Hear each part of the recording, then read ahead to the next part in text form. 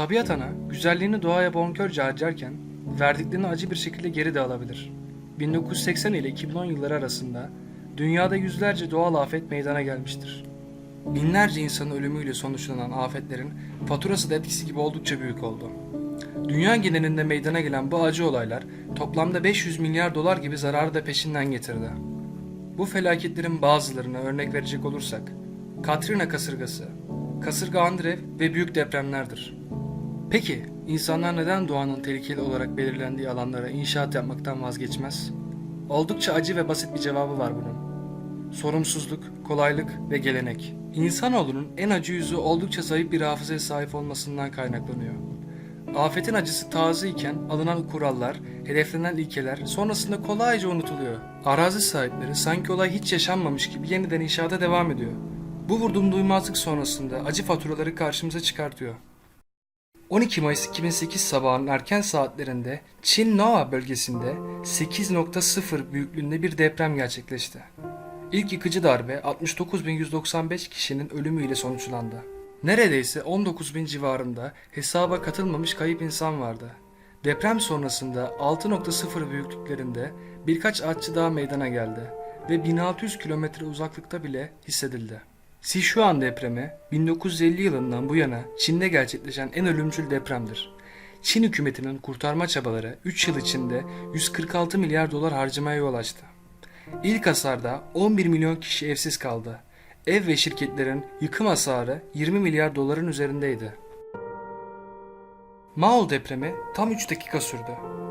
Hayat için kısa ama deprem için oldukça uzun olan bu süre 27 Şubat 2010 tarihinde milyonlarca insanın hayatlarını sonsuza dek değiştirdi. Richter ölçeğine göre 8.8'e ulaşan Mao depremi tüm Şili nüfusunun %80'inin yaşamını etkiledi. Sismografta kaydedilen en büyük 6. deprem oldu. Deprem, şimdiye kadar kaydedilmiş en büyük depremlerden biri olmasının yanında, kıyı şeridinde hasara neden olan tsunami'yi de etkiledi. Resmi kayıtlara göre depremde 525 kişi öldü. Zarar ise 31 milyar dolar üzerine ulaşmıştır. Harika bir görselliğe sahip Japonya'da yaşayan halk 23 Ekim 2004 tarihindeki 6.8 büyüklüğündeki deprem Honshu'nun Hokuriku bölgesinde ülkenin en büyük adasında meydana geldi. İlk depremden 16 dakika sonra ikinci deprem ve yaklaşık 90 dakika sonra son deprem meydana geldi. Tüm depremler toplamda 40 kişinin ölümüne neden oldu ve hasar yaklaşık 34 milyar dolara ulaştı. Kaliforniya Resedo'da hayat saat 04.31'de sonsuza dek değişti. Deprem sadece 20 saniye sürdü. Bu depremi özel yapan 6.7 büyüklüğündeki şiddetinden çok 255 kilometreye oldukça hızlı ulaşmasıydı. 6.0 büyüklüğündeki birkaç sarsıntı ilk depremden sonra meydana geldi. Sonuçta tüm hasar 40 milyar doların biraz üzerindeydi. Ölü sayısı net teyit edilmemiştir ama 60 ve 72 arasında olduğu tahmin edilmektedir. Hasarların yoğun olarak 160 kilometre kadar olduğu ve ölümlerin bina çökmelerinden kaynaklandığı belirtildi. 2012 Atlantik kasırgası tarihinin en ölümcül ve en hasarlı kasırgasıdır. Yine bu tarihte meydana gelen Sandy kasırgası ise ABD tarihinin ikinci büyük kasırgası olma unvanını kazandı. Kasırga ilk olarak Küba anakarasında oluştu ve neredeyse 1770 kilometreye yayılmış olarak Atlantik Okyanusu boyunca kuzeye ilerledi. Kasırga sonrasında en az 286 kişi hayatını kaybetti. Orta Atlantik bölgesi boyunca meydana gelen afet, Haiti'deki sel nedeniyle milyonlarca dolar hasara yol açtı. Ayrıca ikisi Kanadalı olmak üzere 54 kişinin ölümüne neden oldu. Aynı zamanda Ontario ve Quebec'te 100 milyon dolar hasara yol açtı. Bizler genellikle bir sıcak hava dalgasını doğal afet olarak düşünmeyebiliriz. Aşırı kuraklık direkt olarak öldürmese de deprem ve doğal afetlerden daha fazla hasara neden oldu. 1980 yazındaki sıcak hava dalgası 1700 üzerinde insan ölümüne ve 55 milyar dolar üzerinde hasara neden oldu. Bölge geneline güçlü bir yüksek basınç dalgası ile gelen sıcaklıklar her gün 32 derece civarına ulaştı. Aşırı sıcaklıklar ülkenin su kaynağını tüketti.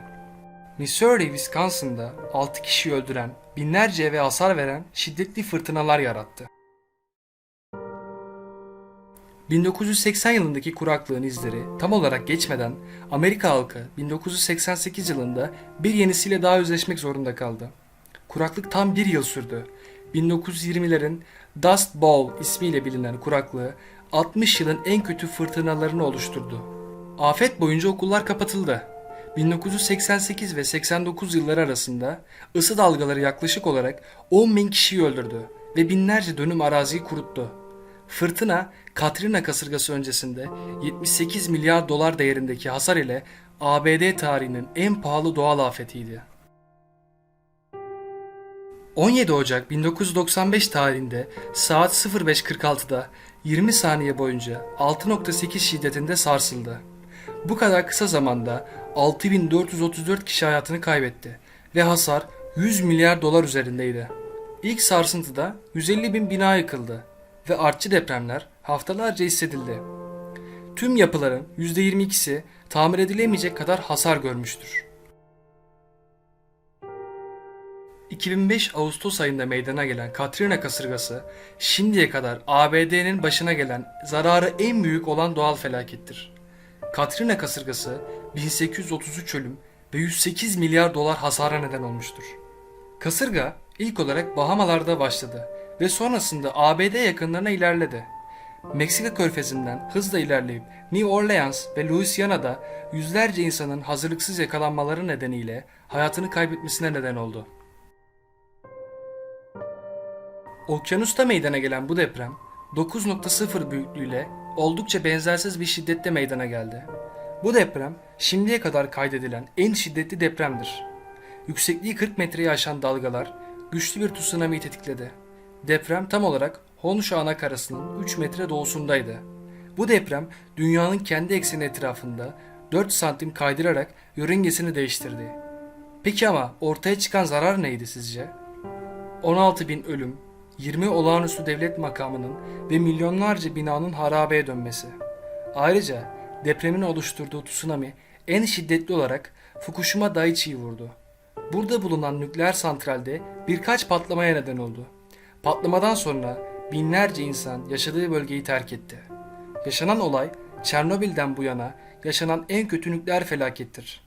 Depremin bilançosunu Dünya Bankası 235 milyar dolar olarak belirledi. Videomuzu izlediğiniz için teşekkür ederiz. Yeni videolardan haberdar olmak için kanala abone olmayı unutmayın. Yanda çıkan kartlardan diğer videolarımıza göz atabilirsiniz. Başka videolarda görüşmek üzere, hoşça kalın. Kendinize iyi bakın.